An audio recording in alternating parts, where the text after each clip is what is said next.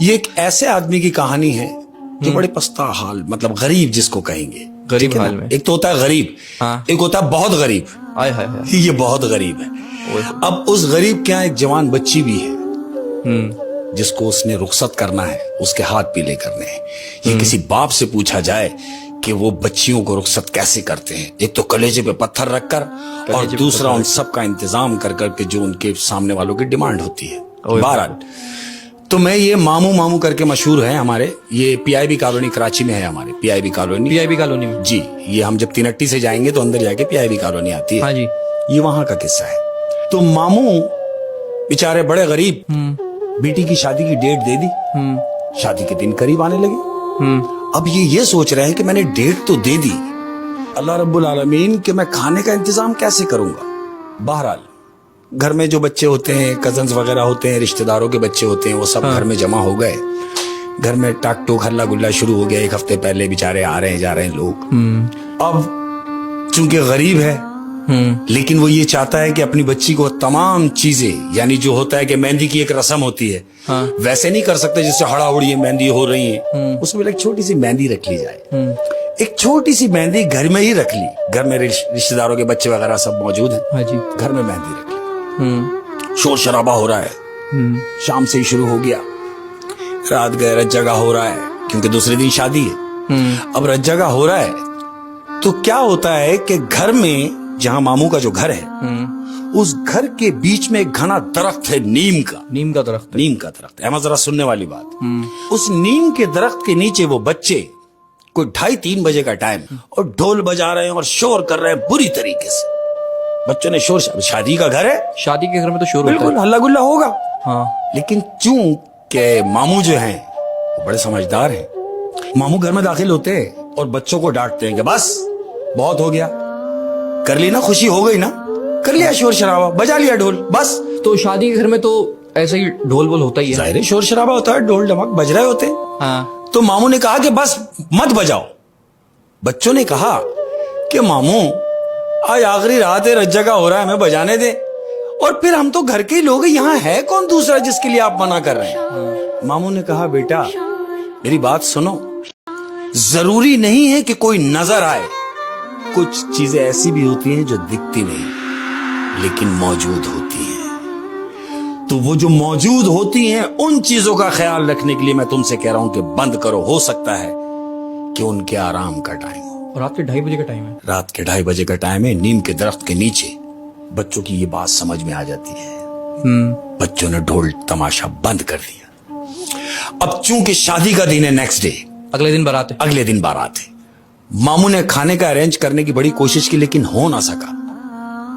وہ ہمارے ایک بڑے اچھے، اللہ ان کو زندگی دے، وہ ہمارے ایک جاننے والے کے پاس گئے اور ان سے کہا، اپنا مدعا بیان کیا کہ بیٹی کی بارات آنے والی ہے اور میں کتنا ہی کر کے حد الامکان کوشش کی لیکن مجھ سے ہو نہ سکا اور میں بہت مجبور ہو کے آپ کے پاس آیا ہوں.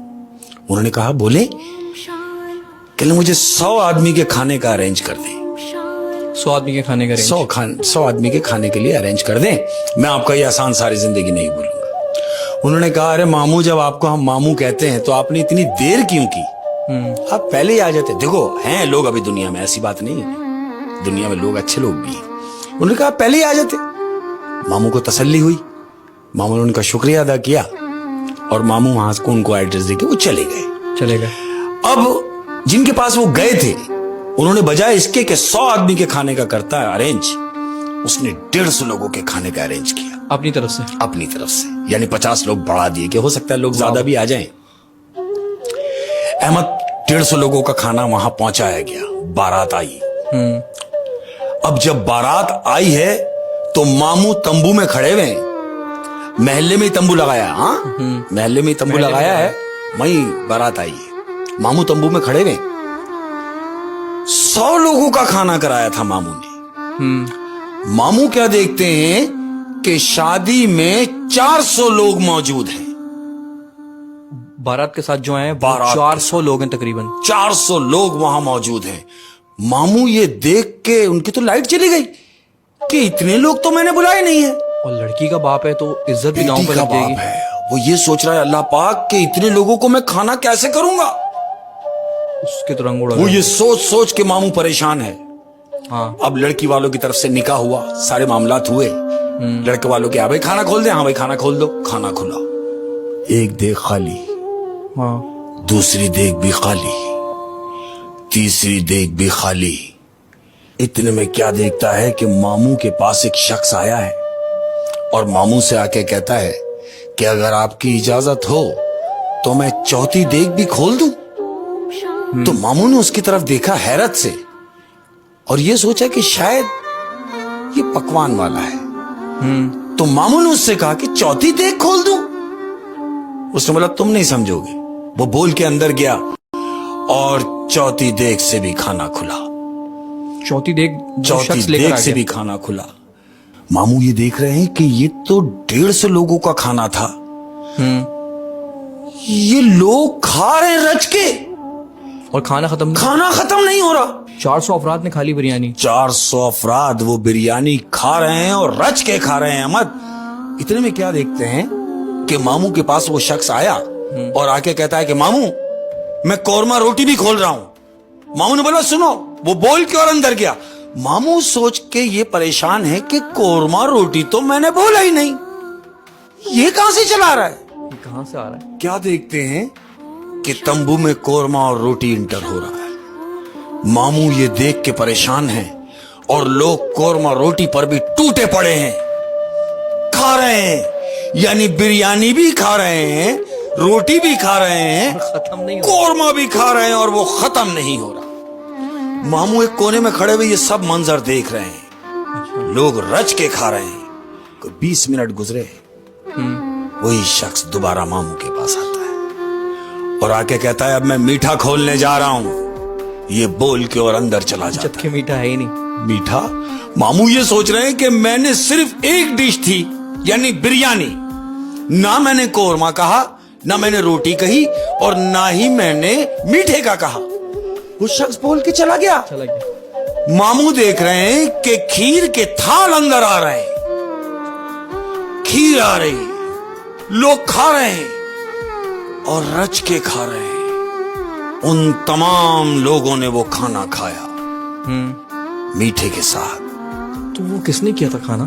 احمد, ہاں بیٹی رخصت ہوئی, بارات چلی گئی. اب ماموں نے اس شخص کو ڈھونڈنا شروع کیا کہ جو بار بار آ کے ماموں کو بتا رہا تھا کہ میں کھانا کھول رہا ہوں, ہاں میں میٹھا کھول رہا ہوں, میں قورمہ کھول رہا ہوں. ماموں نے پورے تمبو میں اسے ڈھونڈا. ہاں کیونکہ وہ اتنا کھانا لے کے آ رہا ہے, وہ کہاں سے آیا وہ وہ کھانا؟ شخص نظر نہیں آیا.